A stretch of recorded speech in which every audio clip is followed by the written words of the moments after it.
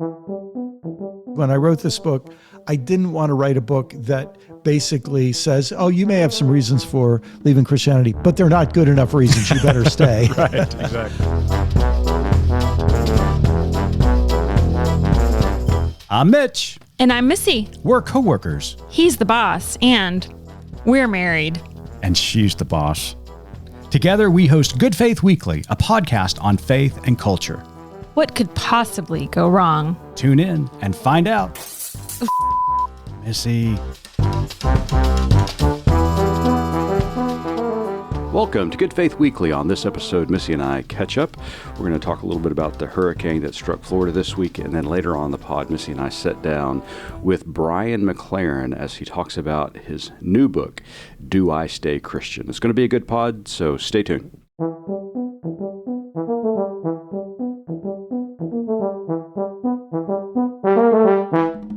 Hello, Missy. How are you? I'm good. How are you? I'm doing quite well. It's been a kind of a difficult couple of days for us, though. It really has. Yeah. Yeah, I mean, we got a hurricane that started churning in the Atlantic and moved its way into the Gulf, intensified once it got into those warm Gulf waters, and then struck the state of Florida, causing all kinds of devastation. As of this recording, the total number of citizens without power is now over 2 million. The state is mobilizing, the federal government's mobilizing, FEMA's down there, and they're all working together to bring relief to these people. And it's just really heartbreaking as you see the news coverage unfold. The floodwaters are just insurmountable. It's just really, really, really tragic what's going on down there. It really is, and our prayers especially go out to Brian McLaren, who we interviewed this week. We interviewed him earlier in the week at a time where we weren't real sure where the hurricane was going, but he is in Florida. Yeah, in fact, when we talked to him, he thought the hurricane was going to be going west of where he lives, there in the Bay Area, but took not a direct hit, but pretty close to it. Pretty close, yeah. So we'll be checking in on him as well as our other friends and family that we have in Florida, and our prayers and support definitely go out to them. So this week, Mitch, I suggested we do things a little differently. So instead of chatting a little bit more ahead of the interview, we're going to play the interview first, and then we've been given a homework assignment that we're going to report on after our interview. I love it when our guests give us homework assignments. No, I gave us homework, and then guess who didn't complete the assignment? Spoiler alert. Yeah, you guys listen to the interview. I've got to go cram really quick. All right, so we're going to listen to the interview, and then we'll be right back. So join us as we talk to the world-famous Brian McLaren about his new book, Do I Stay Christian? Hey listeners, check us out online at goodfaithmedia.org and follow us on social at gfmedia.org. We'd love for you to subscribe, rate, and review the podcast. I'm new here and could really use the feedback, but only if it's glowing. Thanks for listening.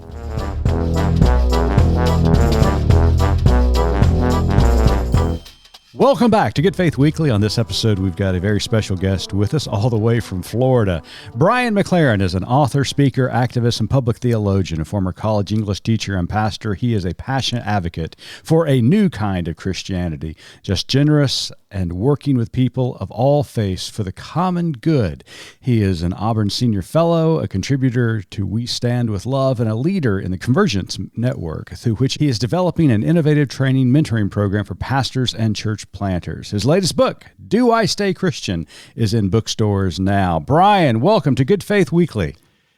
Hey, just great to be with you both. Thanks. Well, Brian, the book is outstanding, but I do have to start out by just saying that you have been very instrumental in my life. I can remember reading your book, A New Kind of Christian, and it was just life-changing for me. I was working on my doctorate of ministry degree down at Truett Seminary at Baylor University. I actually reached out to you, and you were so kind and generous. You and I met on a park bench in Charlotte, North Carolina, and we just had a great chat and conversation about faith. And I just want to say out front, thank you for shaping my life and my theology so much.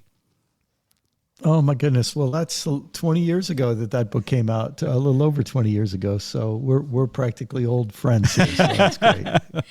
Well, Brian, let's start by just asking what happened. In the book, you state Jesus never tortured or killed or ruined the life of anyone, but the same cannot be said for the religion that claims to follow him. So like I said, what happened? How did we evolve from Jesus as the Prince of Peace to this crusader colonialism type of faith? Yeah. Well, I suppose the first thing I'd have to say, Missy, is that we human beings, anything we can get a hold of, we can corrupt. So True. And one of the characteristics about our most despicable human behaviors is that we like to take the best things and use them as camouflage for the worst things. In other words, nobody tries to drape themselves in Genghis Khan. Well, these days you never know. But people always try to cover the worst things they do with some sanitized association.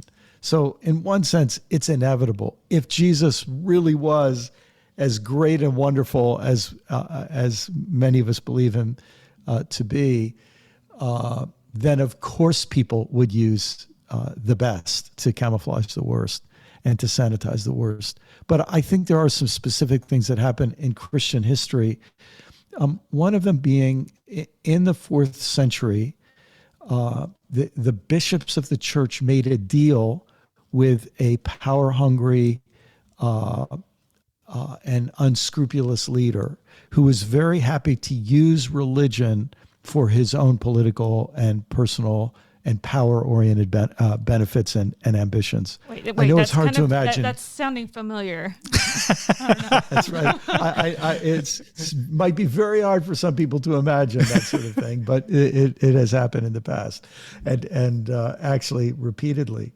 But even earlier than that, and this is actually what I talk about in the very first chapter of Do I Stay Christian?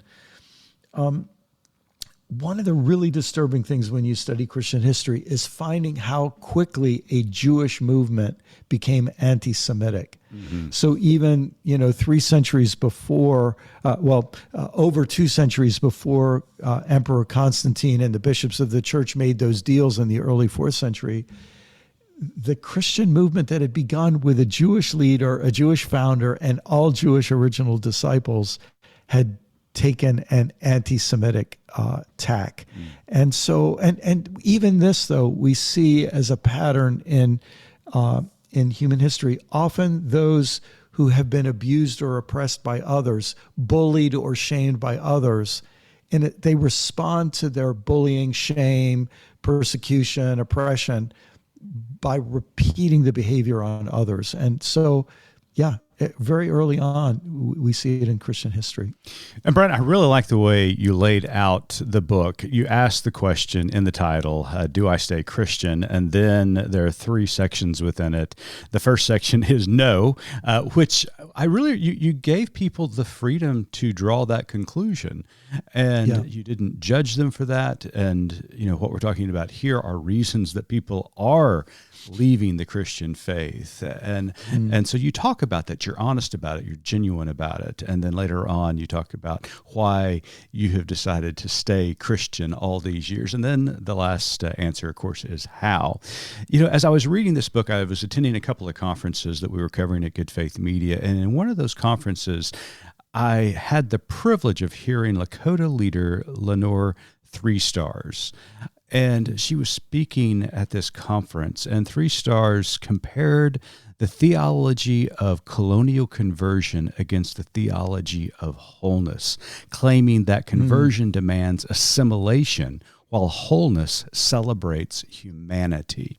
And as you laid out this history of Christianity and how quickly it turned anti-Semitic and then made a deal with the state, Do you think that this theology of colonial conversion and what you may have referred to in the book as toxic theology is at the heart of Christianity's wayward ways? Because, Brian, as you have said time and time again throughout your career, we have lost our way from a Jewish founder and being a Jewish community that quickly welcomes Gentiles into their mix.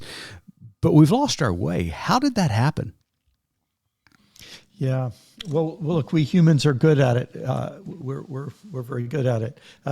I was a while back. I was in one of those big box stores where you buy home goods and supplies, and I needed a very specific kind of light bulb that I had to replace.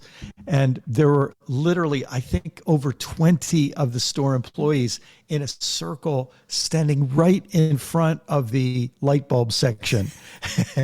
And they were gossiping about something. And so literally, I'm trying to make my way around the store employees to try to find the light bulb that I needed. And I just thought to myself, this is what happens in almost every human organization. Right. I'm really the reason those employees are there. They're there to help me find my light bulb, but literally they were in my way of finding my light bulb. So, and that sort of thing happens in 1,000 different ways, and the word that we often use for it is institutionalization, where an enterprise starts with a certain mission, but it gradually loses its mission and replaces that original mission with the mission of acting for the benefit of somebody. It's donors, it's staff, it's whoever. And that drift of mission is a really common issue and problem. And it's why we need reformers to arise to say, hey, things are not right. And it's why people have good reasons for leaving organizations. And that's why, as you said, when I wrote this book, I didn't want to write a book that basically says, oh, you may have some reasons for leaving Christianity, but they're not good enough reasons. You better stay. Right, exactly. It's just wrong to do that. And in fact, people leaving a community is one of the ways they send a message to that community that what you're doing isn't working. And so I just think that's part of the dynamic that we're living in right now. And look, for us, 3 people of European descent in the 21st century in the United States, we have a special obligation to face this, because the story I was told is that the original pilgrims who came to settle America were in search of religious freedom and escaping religious persecution. That was the story I was told. But another way to say that story is the people seeking religious freedom and escaping religious persecution arrived on these shores, and there were native peoples living here, and we immediately deprived them of their religious freedom and engaged in religious persecution. And that's why, that's why I think we're at this time of a reckoning, where unless we face the truth about our past and present, in a certain sense, we don't have any moral authority to ask people to join this community. Yeah.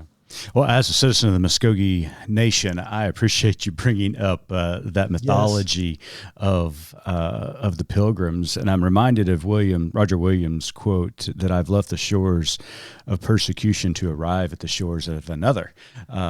So yeah, I mean, it just seems like it's a continuation. So thank you for that answer. Brian, I just want to have a little conversation with you right now that might not interest anybody else, but in the book you have some conversations with your inner fundamentalist. And I want to tell you that my inner fundamentalist has never felt so seen. And I was kind of thinking if we could just introduce the two of them, maybe they could just talk to each other and leave us alone. I just died when you started in on that, because I experience this so often. My conversations with my inner fundamentalist are not quite as academic and deep as yours, but nevertheless, she is a voice in my head frequently. And I wondered if you could tell me, how do you quiet him? How do you tell him, you know what, that's enough of you. I've dealt with this. I've moved on. You need to leave me alone. Yes. Well, first, I'm glad that we have that in common, and misery loves company, I guess. Absolutely. But Missy, the truth is, all of us, the voices that speak into our lives when we're very, very young, and at very pivotal moments in our lives, those voices go really, really deep. And often it's the voice of our parents, or even more, the voices that our parents were afraid of, or the voices that our parents deferred to. Oh my goodness! And they go so deep, and it stops being somebody else's voice. It starts being a part of our own self that now has internalized that other voice. And I think one thing that can help us is if we first realize it's not just about religion. Some of us, we were shamed for our body shape or our body type or our skin color or our ethnic heritage. And we were shamed at an early age, and we internalized that shame. Or we were shamed or humiliated because of a speech impediment or a language difference or whatever it was. And we spend our whole lives working out those dynamics of very early traumas and pain that we experience. So, yeah, and when it happens in religion, it very often happens. Here's the irony. The most sincere people who really want to be good by the definition of goodness that they're taught are the quickest ones to internalize the shame and the self-critique and sometimes the self-hatred. And so it's often those of us who are most morally sensitive who become most morally damaged. And so part of what I think happened for me, and I don't even necessarily recommend this for other people, but I tried to be such a good soldier and so on, that when I grew older and I was admitted to the inner circles and I saw the people who were what I call gatekeepers, when I saw them behind the scenes and realized that they were just as messed up as I was, if not more so, and often saw some of the ugly stuff that's hidden behind the curtain. What that did to me is it made those voices lose some of their power in me. And I suppose for people who have never seen behind the curtain, all I can tell you is, as somebody who's been there, everybody's a human being. Nobody has some magical power that other people don't have. But what some people have is prestige. And I love that word prestige because it's related to the word we know, presto, that magicians use. And what it means is they have an illusion of superiority, a magic, a spell that they cast over other people. But look, at the end of the day, we're all human beings, and we're all very fragile, and we're all working out our own. We're all working out our own childhood, even as adults. Right. Yeah. Well, Brian, I have to admit that she really wanted to have her inner fundamentalist interview your inner fundamentalist and see where we go there. It's true. But that's another podcast for another day. It would have been so boring, though, because everything would have been a cliche. It would have been the stuff we've always heard. Well, like I said, love the way you laid out the book. You give several reasons of why people, leave Christianity for just reasons, and you give them the freedom to do so. But in the second section, you talk about why it's important to stay being Christian. And one reason you cite for staying Christian is to be an alternative voice countering those powerful gatekeepers that you mentioned a moment ago. You even write, what greater damage will the gatekeepers do without prophetic voices on the edge of the inside, challenging them with alternative orthodoxy? You even call leaving them keys to the bus possible cowardice and laziness on our part. So, Brian, can you expound on this and speak to why it's important to stay engaged with these powerful systems currently driving the Christian bus?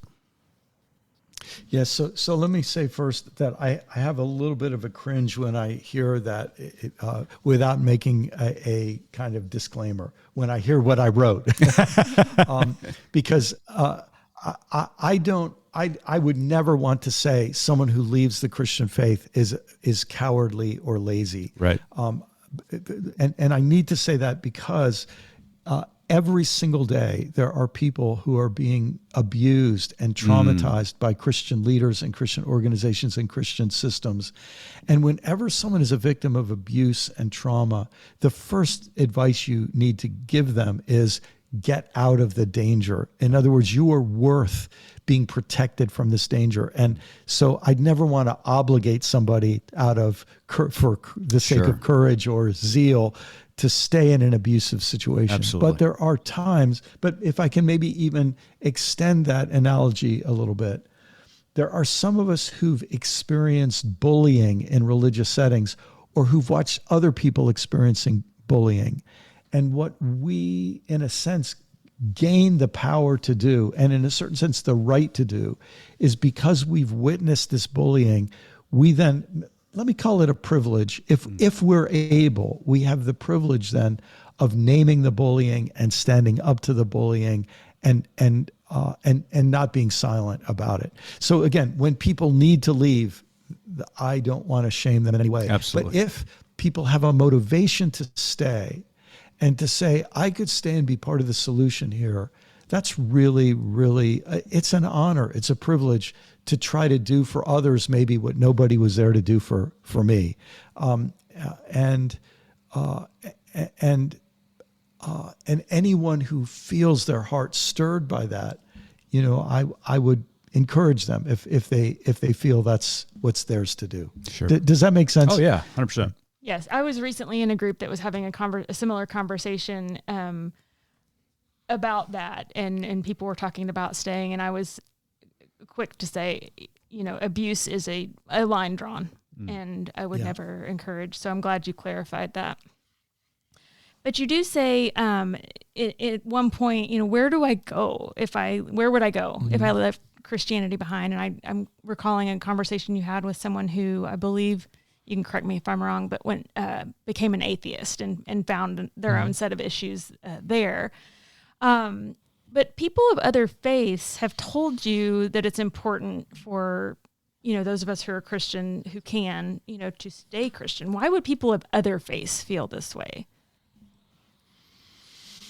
So why are people of other faiths having the same struggles? Why would someone from another faith tell you, no, Brian, and Mitch has heard this too from a friend of his in the Muslim faith who said, no, you need to stay there. Like, why would they care or have an interest in that? So let me give maybe two quick stories, one from sort of from an insider, one from an outsider. So some years ago, I was invited to be part of a trip to what's often called the Holy Land. But this was a different trip. It wasn't just a trip to go visit biblical sites from the past. It was also a trip to try to understand the Israeli-Palestinian struggle that's been going on, for the last century in increasingly intense ways. And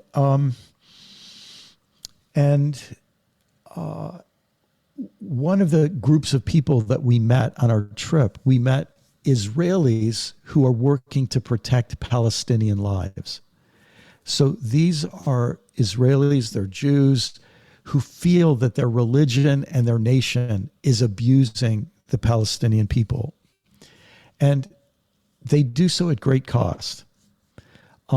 If one of them came to me and said, I've just had it with Judaism, I want to leave, I would understand why they might say that. But when I look at Israeli Jews who are standing up for the human rights of Palestinians, whether in Israel or other places in the world, I feel like I'm so glad you're staying Jewish. I'm so glad you're staying as an insider, because as an insider, your voice will be heard in a way that those of us who are outsiders, our voices won't be heard. So that's sort of, one side of the story. Many years ago, when I became involved, especially after September 11th, I was worried here in the United States that after September 11th, Christians would justify their Islamophobia and their hatred and prejudice toward Muslims based on what happened in September 11th. And I started speaking about that. I started writing about it. And I was invited to an event of Muslim scholars. And one of them was a brilliant woman who did some important writing on Islam. And I went up to her after the presentation to ask a question. And she was very super clear. In fact, what an educator she was in helping me understand. And she wrote me an email. We exchanged email addresses. She wrote me an email, said, I'd never heard of you. I never, knew that about any of your writings. She said, but I did something after meeting you that I often do. I Googled your name and then the name of my prophet and my religion. And she said, I found that nowhere on the internet have you spoken insultingly about my religion or my prophet. But I noticed that you've spoken up to defend Muslims like me, and that as a result, many of your fellow Christians have attacked you. And she said, I just want to thank you for being a true Christian, she said, because people like you are saving Muslim lives. And this, I think, helps us understand why when we have people who are insiders in a group, but they speak up for the life and well-being and dignity of outsiders to the group, those outsiders are grateful, especially when those insiders have a lot of power.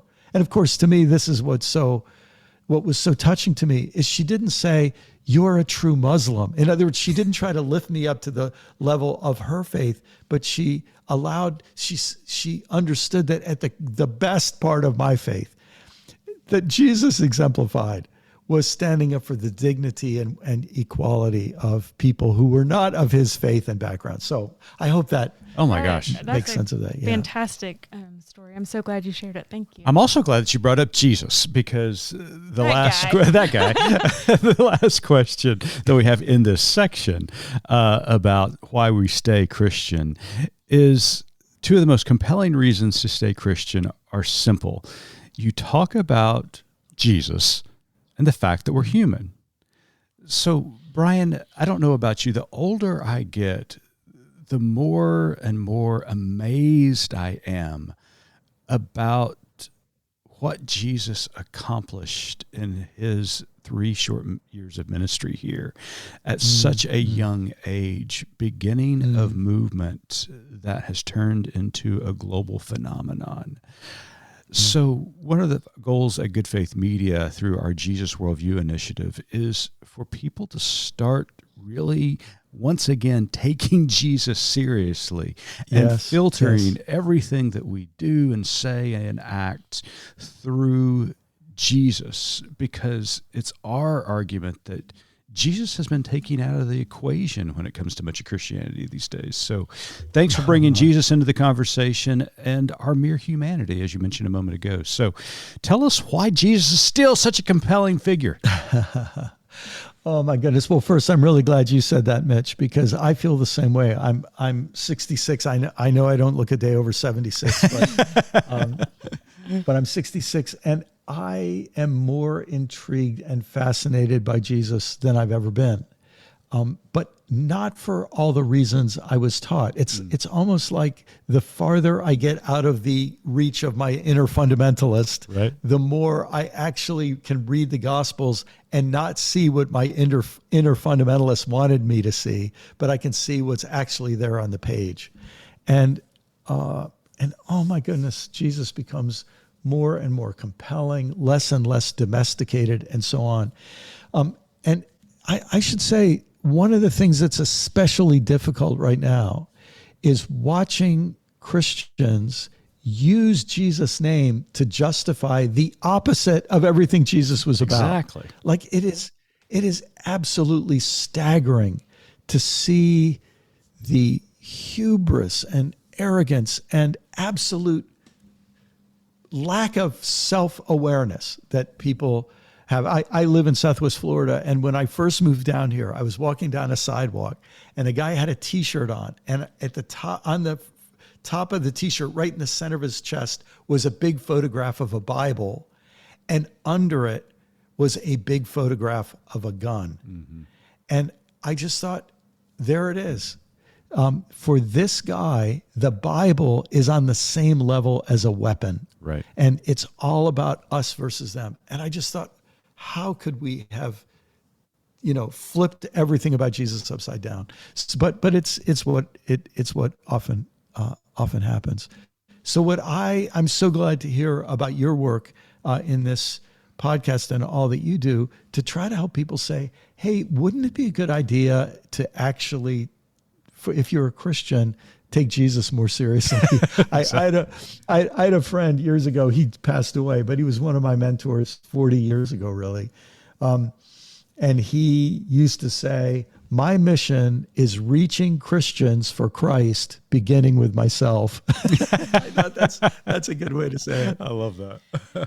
Brian, as you mentioned age, and we're all a little older than I think we care to admit, and having gone through a faith journey at the same time as we're going through a normal adult journey, which includes marriage and children and all of those things, something that really just meant a lot to me in the beginning of the book, you read a letter that you wrote to your children.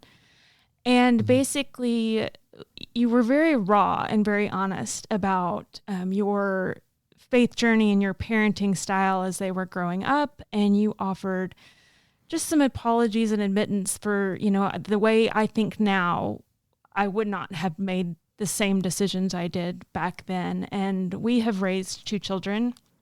One turns 22 next week. One just turned 25. And while I feel like, we did the best that we could, there were still some times, that I wish we had done things differently, and particularly in matters of faith. As a mom, I just wondered, how was that letter received? How did it affect your relationship with your children? And what advice would you give to other parents and people who are in our kind of stage of processing faith and might want to have these same conversations? Yeah. Oh my. Well, Missy, thanks for asking that. It's interesting to me that you asked that today, because just yesterday, my oldest daughter called me and referred back to the first of those conversations she and I had. And it was super touching to me. Because she said, I remember when you had that conversation with her. It wasn't a letter; it was a conversation. She said, "I remember when you had that conversation with me," and she said, "You said to me that you did your best, but that I deserved better, and you wish you could have done better." And she said, and she has 3 children, and she said, "Now I understand that. Mm-hmm. Like, you love your children so much that no matter how much you did for them, you wish you could have done more." You know, and she said, and now I understand that's the nature of the deepest kind of love we feel as parents. So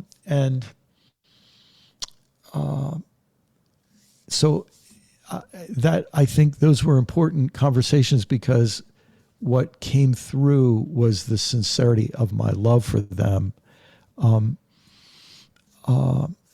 I wish I could tell you, I could give you stories that have very tender stories that have come up with each of my kids through the years. But I guess the thing I think that I want to say is, I was so worried that my kids would turn out bad. Mm-hmm. And some of that was love for my kids. Some of it was fear for myself. It was my inner fundamentalist worried that I would fall into the hands of angry fellow Christians who would judge me. I'm telling you, our inner fundamentalists are a match made in heaven. You just spoke exactly the truth. And so what I had to realize is that my love for my children and my desire for their well-being was corrupted by my desire to appear in a certain way in front of my fellow Christians that was about my own woundedness that came from my own childhood and religious upbringing. And so I I feel like all I feel is that gosh, this is part of what it means to be human. All of us got parents, and our parents were doing the best they could and had moments where they realized they wish they could have done better. And then we try to do the best we can. And this is part of, I guess it's part of the irony and pathos and depth of what it means to love. And why the more we love, the more we realize we need grace. I don't know. Well, I just want to say that it spoke to me. It meant a lot to me, both as a child and as a parent. And I thought that was just so remarkable that you put those words down on paper and called everything that you felt like you needed to call out. And just, it just took a lot of humility, a lot of honesty. And I just really appreciated that. Well, I wonder could I just add one quick little detail that I guess maybe gets mentioned in the book, but it wasn't really the main point of that story that I told. But my wife and I have 4 adult children, and 2 of our children are gay. And one of the things I'm so glad about is that they didn't come out, and that they didn't even reach puberty until I had done some growing up myself. Because I have many friends who, when their children came out as gay, they responded in ways that were so wounding and so harmful to their children. And sometimes, there are wounds that create irreparable harm, right? But I'm so grateful that I had grown enough by the time that my kids came out that I didn't treat them in ways that I would have if that had all happened 10 or 15 years earlier. And of course, now there are things I think I could have done better in that whole process as well. But all that's to say, even for parents who have caused great harm to their children, one of the most beautiful experiences in life is when we do go to our children and say, I'm sorry, I should have done better. I wish I could have done better. I wish I did better. And I'm sorry. And then what we find is that when we experience forgiveness from our children, that's a pretty special thing. That's a pretty amazing thing. Yeah, I love that. Well, the last question about this third section of the book on how. You mentioned one of our favorite movies and books of all time, The Wizard of Oz. And you recall the moment in The Wizard of Oz when Toto pulls back the curtain on the wizard. Well, actually, that reminded me of an early article you wrote on leadership, comparing Dorothy and the wizard. And it also reminds me about our faith journey, Brian, and how we go about living and relating to others. It seems as though we live in a society, a very capitalistic society, that encourages us to be more like the wizard. Instead of being Dorothy, who is on this journey with no answers, but more questions than answers. Can you unpack that for us a little bit? Yeah, well, first, when you go back, didn't that movie came out in the 1940s, I think, and what a remarkable thing it is to have a young woman be the hero, the protagonist, who goes on a journey, and other people move toward greater maturity and growth and insight and liberation by following her lead. And her lead isn't the lead of, I have it all figured out. Her lead is the lead of, I'm on a quest and I'm seeking something. And oh my goodness, even you add that one of the inciting incidents for the story is that there's somebody who is mean to her dog. So it's even her love for an animal that is an inciting incident. And then you think, in the 20th century, it's the story of powerful men, especially powerful white men, who are exploiting other human beings and animals and the environment. And they do this to gain more and more power and to control things, which they do behind the curtain. And one of the ways they do that is by projecting a false image of how great they are, right? I mean, it's everything we've talked about in many ways. And it's a daring young woman who goes off on a quest into the unknown that becomes the leader of that.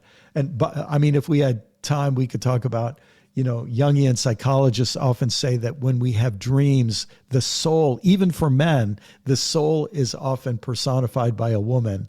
And so here is the pursuit of following our soul and following the deepest, truest part of ourselves. So, I mean, there's so much about that story that is powerful, but here's when you think, from the 1940s to today, we have this resurgence of powerful men who are willing to hurt women and hurt gay people and hurt people with problems they don't even understand.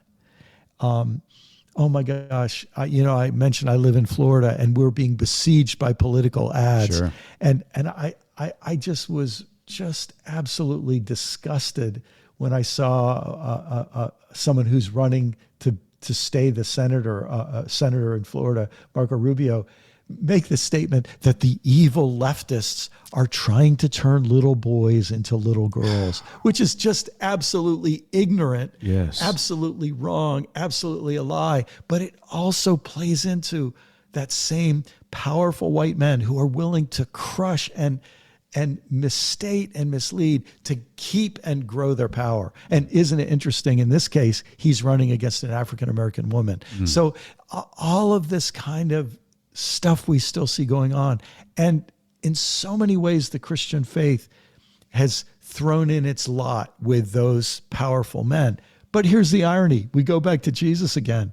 And you think about so many of the dramatic stories of Jesus and the Syrophoenician woman who just wants to protect and make sure her child is okay. Jesus and the woman caught in adultery, who's being shamed. And he puts himself in between her and the men who want to throw stones at her. Jesus and the widow who puts money in at the temple and in a certain sense is showing generosity that's being consumed by the greed of the religious leaders. I mean, story after story shows this same pattern. So, so I don't mean to preach a sermon to you there. No, go right ahead. Gosh, the way that story of the Wizard of Oz resonates with things in the Gospels are just amazing. Yeah. Well, Brian, it is a great book. Do I Stay Christian is in bookstores right now. Immediately after you finish this podcast, go to wherever you buy your books and buy it, download it, because it is absolutely fabulous. And it's been a joy talking to you today. But before we let you go, Brian, speaking of remarkable, daring, and brave women, I'm going to turn it over to my co-host and my partner in life, Missy, for the final question. So, Brian, as you may know, our tagline at Good Faith Media... Okay, no, wait a minute. There's another question you were going to ask him. Well, I didn't know if I'd get in trouble. By who? I don't know. You're the boss. Brian, can you introduce me to the whiskey-drinking nuns?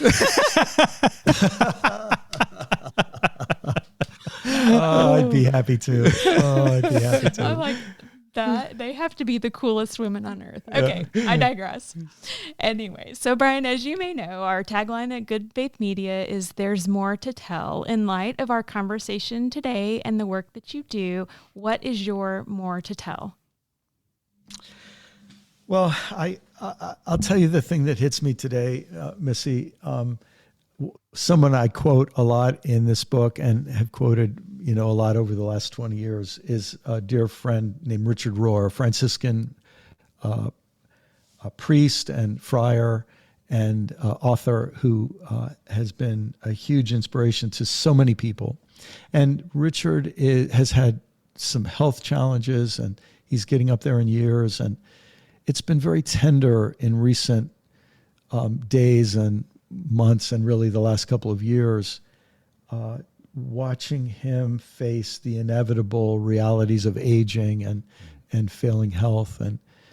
And it's having this deep effect on me in two ways. The first is because I'm aging, and I'm 12 years behind him or so, but it's just this realization how short life is. And the irony is that as the time ahead of me gets shorter, it doesn't make me think, oh, this life doesn't matter, heaven is what matters.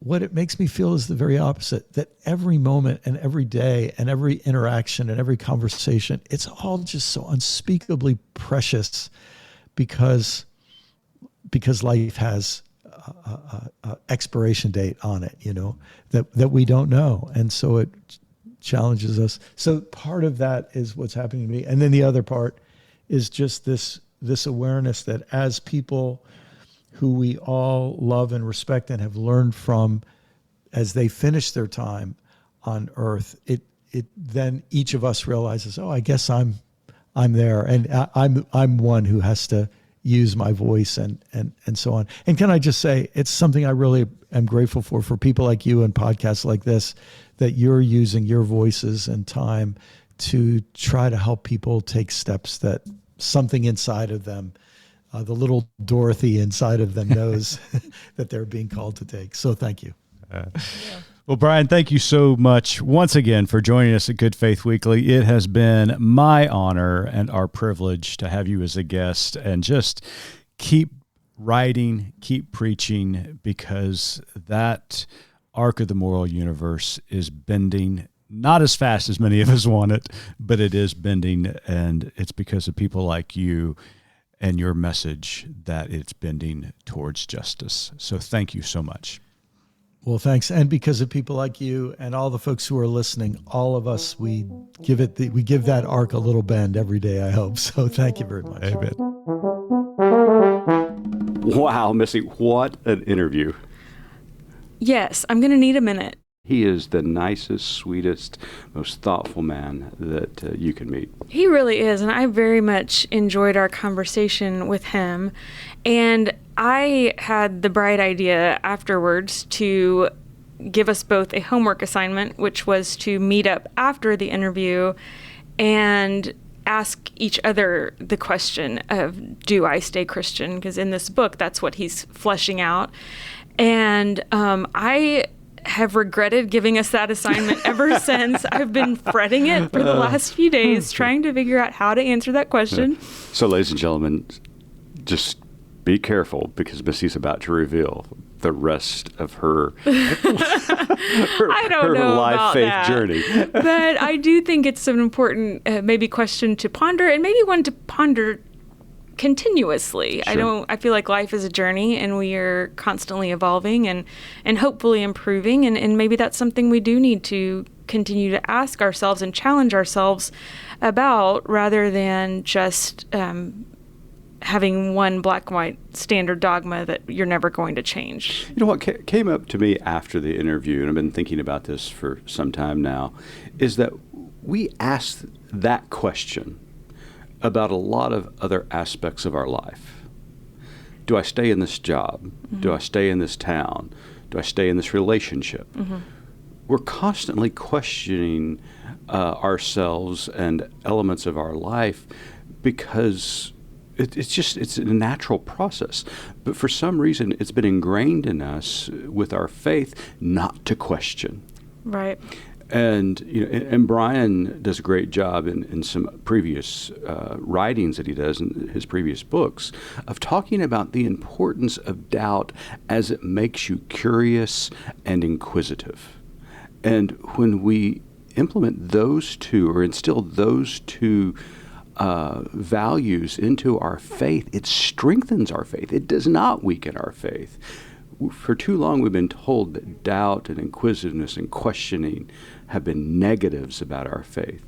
But that's what makes our faith stronger, is when we ask these kind of questions. So the ultimate question at the end of the day is the very question that Brian asked in this book about regarding our faith, and that is, do I stay Christian? So what about it, Missy? I struggle with this quite a bit. And for me, it's not about my personal faith, it is about what we as humans have twisted this term, this identifier of Christian too. And Brian says early in the interview, as humans, anything we get a hold of, we can corrupt. And we're really great at hiding behind, the best things as we're doing the worst thing, behind the curtain, the whole Oz analogy he used. And it's what I am struggling with now is more, do I want to identify with this thing in its current iteration, in its current form, and what it means? And that's a really difficult question, because my answer to that is no. That's not how I want to identify, how I want to be identified, because of what Christians historically, what this movement has done, what it is being used and abused for today. So in that sense, my answer would be no. In a sense of my own personal belief and faith, and as a student follower of, the person of Jesus and his teachings and his way, absolutely, I feel like that's what we strive to be and to do.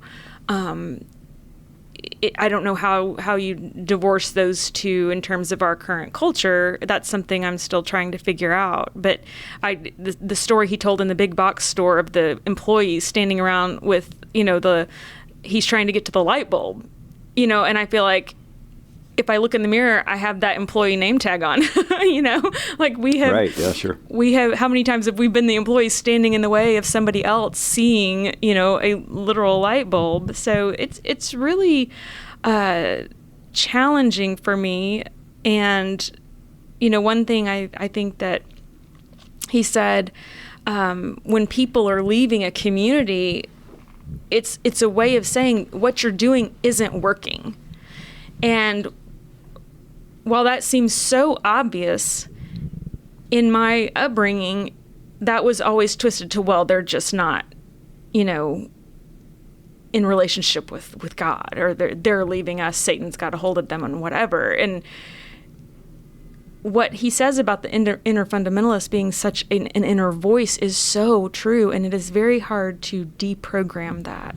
So that's something that I am working on. And one such thing would be, as I sit here and say, no, I don't really want to identify as Christian in terms of what that means today, then my inner fundamentalist is sitting here saying, what, are you ashamed of me? Are you ashamed of God? Are you ashamed of Jesus? I'm like, well, no, I'm not.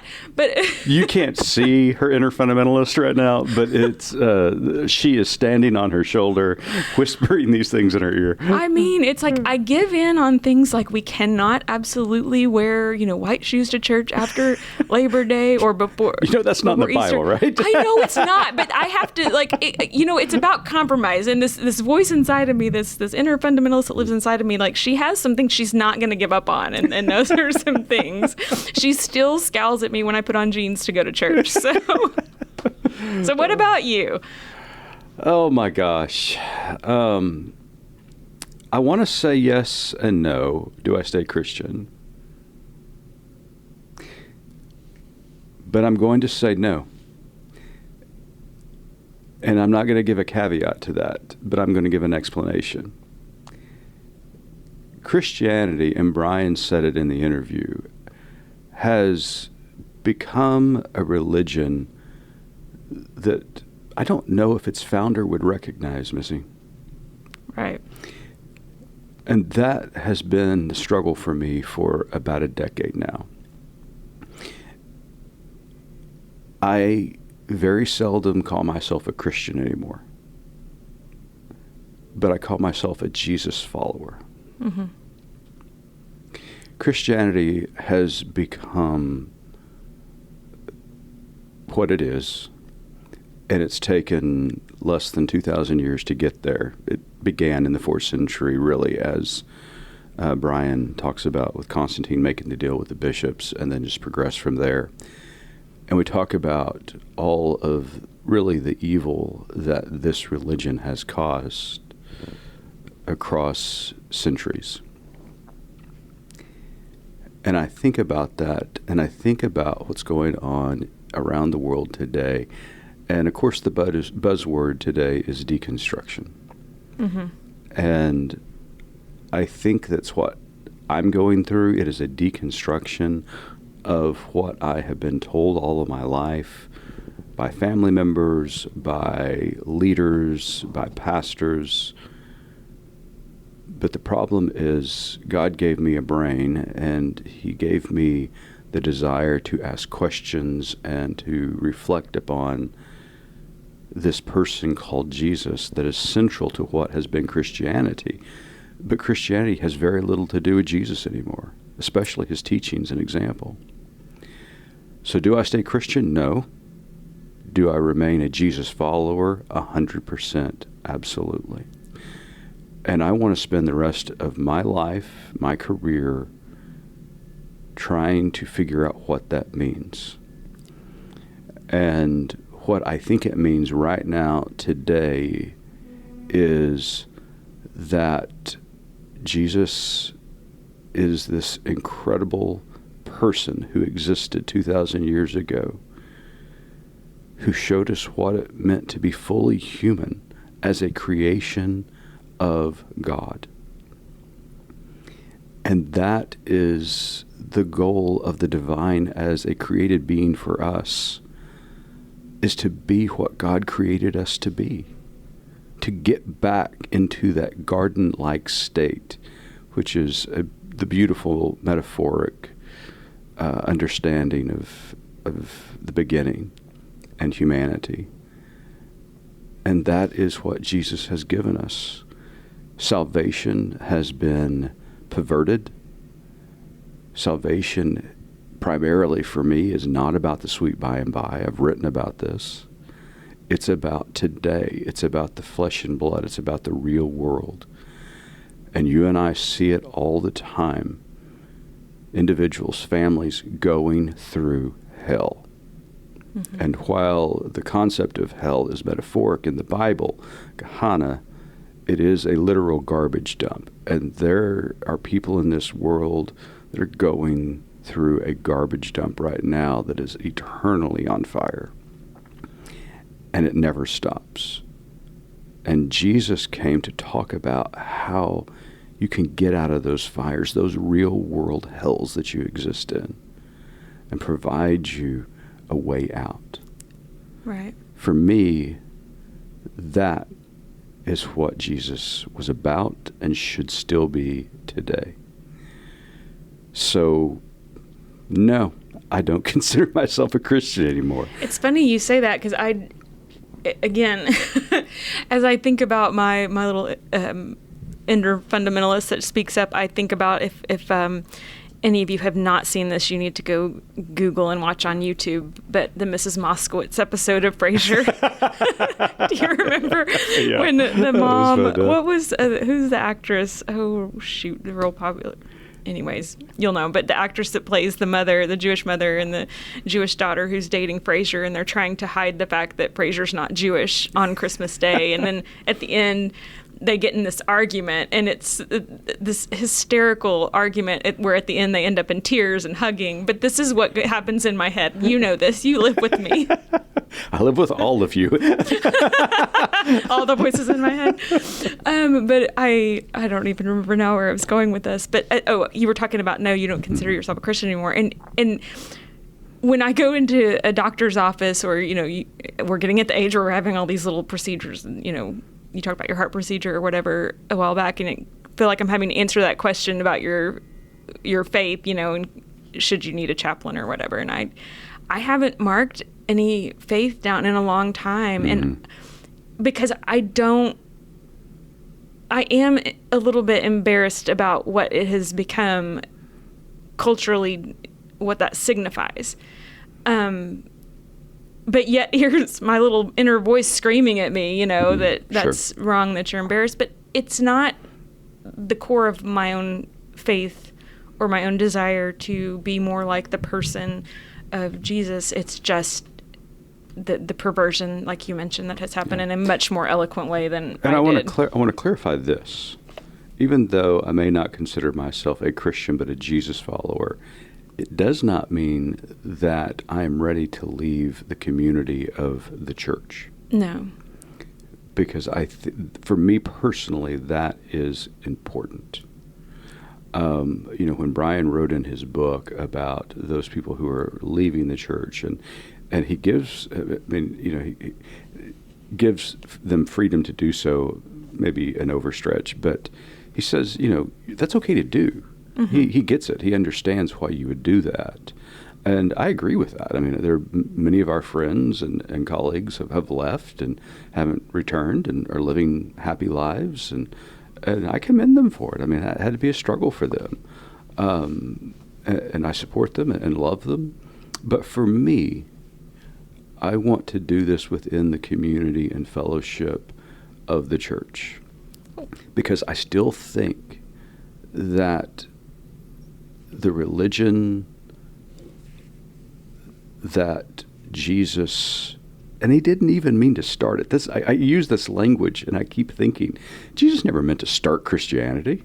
He wasn't starting a new movement. He lived within his own Jewish faith, within his own Jewish culture, in his own community and land, and he was trying to challenge people to think about the world and their place in the world differently. And what that means not only for today, but for generations to come. One may say eternal. And so that's what I want to challenge, and many of my colleagues are wanting to challenge the people who still live in the community of the church to think about faith differently. Right. And to understand it differently and to apply it differently in their lives. But what Christianity has become, I just can't be a part of that ideology anymore. Right. Because I think it is based upon power and control, and I'm just done with that. But if you want to talk about the ethical Jesus, the justice, compassionate, inclusive Jesus, then I'm all there for that conversation. Right. And like you said, it's still important for you and I to be part of that community. We Absolutely. are, as human beings, we are wired to seek out community. And so even Brian talks about people who are leaving, they generally seek out some form of community, and we should. That is important. For you and I, we still very much love and embrace that community for us. It has been life-giving, and we are so thankful for it. Yeah, amen.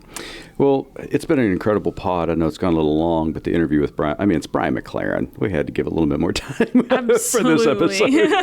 He's fantastic. Hope you come back next week. We'll have another great guest. In fact, we're going to be sitting down with Professor Dr. Randall Balmer and talk about what's going on with Christian nationalism in this country and look at it historically. So you'll want to stay tuned for next week. Randall Balmer will be our guest.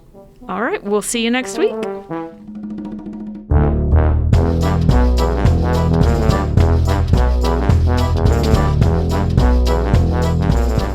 You've been listening to Good Faith Weekly, hosted by Mitch and Missy Randall. This weekly podcast from Good Faith Media discusses matters of faith and culture. Subscribe wherever you get your podcast and give us a like and a glowing review. We produce the podcast out of Norman, Oklahoma. Our music comes from Pond 5. And we're supported by listeners like you. Learn more about us at goodfaithmedia.org.